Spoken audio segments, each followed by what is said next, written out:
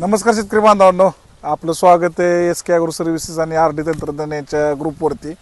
आज आपण मगदूम सरांच्या घरच्या प्लॉटमध्ये ऊसाच्या शेतीमध्ये मन लावून जर काम केलं आणि योग्य तंत्रज्ञानाची जोड असेल, योग्य जर खत व्यवस्थापन असेल तर काय चित्र उभं राहतं. हे प्लॉट आहे. थोडं प्लॉटची पार्श्वभूमी समजून घ्या. या बाजूला जर बघितलं तुम्ही तर तुती आहे. हे पण रान तुतीचंच होतं. गेले 7-8 वर्ष तुती, हत्ती घास याच प्रकारची या रानात पिकं केली होती आणि ते काढून आज पहिल्यांदा ह्या प्लॉटमध्ये ऊस लावला आहे. आणि तो ऊस कशा पद्धतीने आला, कांडी लागण आहे.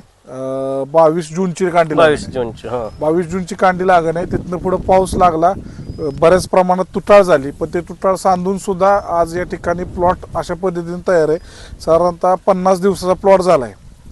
5 ते 6 दिवसापूर्वी जेटा मोडलेला आहे.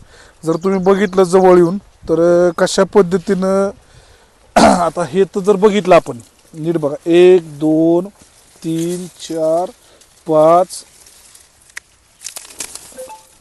6 7 8 9 10 11 12 13 14 म्हणजे प्रत्येक बेटामध्ये जास्त संख्या 8-10 फुटवेचे पुढे फुटवे झालेत. आणि निघलेला प्रत्येक फुटवा हा एकदम जोमदार, सशक्त आणि एकदम पॉवरफुल या ठिकाणी फुटवे निघालेत. आता ह्या प्लॉटला आरडी तंत्रज्ञानापैकी एक आळवणी झाली सर आहे ना आपली.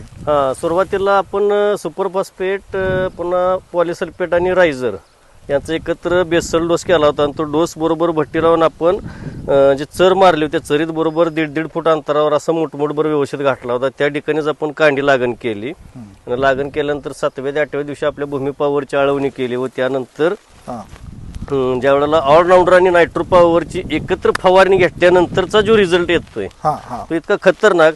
आज मी कॅमेरा या साईडला घ्यायला लावतो का, तर तिथं जे आपलं पाणी चालू आहे हे कंटिन्यूस रोजचं 10 तास पाणी खाली सोडावं लागतं. का तर ही जमीन आहे आपली, ही चिबडा दलदलीची जमीन आहे. आणि गेली 50 दिवसामध्ये 10 दिवस सुद्धा स्वच्छ सूर्यप्रकाश, आज सुद्धा सूर्यप्रकाश नाही, अशी कंडिशन असताना सुद्धा हे जर आपले फुटवे, त्याची ग्रीनरी, ग्रीप जर पाहिली तर एकदम जबरदस्त आहे. एकंदरीत शेतकरी बांधवांना एक विनंती आहे की आपल्या प्रोडक्टमध्ये मग स्वतः रायझर असू दे किंवा आपले भूमी पॉवर, ऑलराऊंडर, नायट्रो पॉवर यांचा वापर असू दे, इतकी जबरदस्त त्याच्यामध्ये ताकद आहे. पण मी वारंवार विनंती काय करत असतो की सुरुवातीपासून शेतकरी बांधवांनी याचा वापर करावा. कारण का जे लहान मुलं असतं त्या लहान मुलाला एक सर्वसाधारण 20 ते 22 वर्षापासून सांभाळण्याचा जो कालावधी असतो मजबूत करण्याचा, तसा ऊस पिकांमध्ये सुरुवातीच्या लागणीपासून मोठी भरणी करण्यापर्यंतचा जो कालावधी आहे तोच एकदा जर मजबूत झाला तर तिथून पुढे येणार पीक एकदम फाउंडेशनमध्ये मजबूत येत. आज आता या फुटव्यांची जर ग्रीप पाहिली तर एकदम जबरदस्त आहे. आज आपण एका ठिकाणी एक फक्त हा जेटाकोम ठेवलेला आहे का, तर एक प्रात्यक्षिक दाखवण्यासाठी. तर आज बरोबर 50व्या दिवशी माझी उंची 5.25 फूट आहे. जर सरीमध्ये मी जर उभा राहिलो तर थोडं कमी 5-5.5 फूट लांब होईल एवढं आपल्या ह्या जेटाकोंबाचं पान आलेलं आहे. याचा अर्थ का, तर ज्या वेळेला जमिनीमध्ये न्यूट्रिशन मजबूत पिकाला भेटलं जातं त्यावेळेला हे सुदृढ पीक दिसतं आपणाला.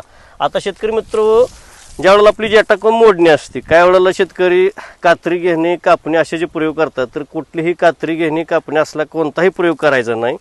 फक्त हे सर्व पानं आहेत आपली, ही पानं फक्त अशी धरायची, असा हिसका मारायचा, हे आपोआप निघून आलं.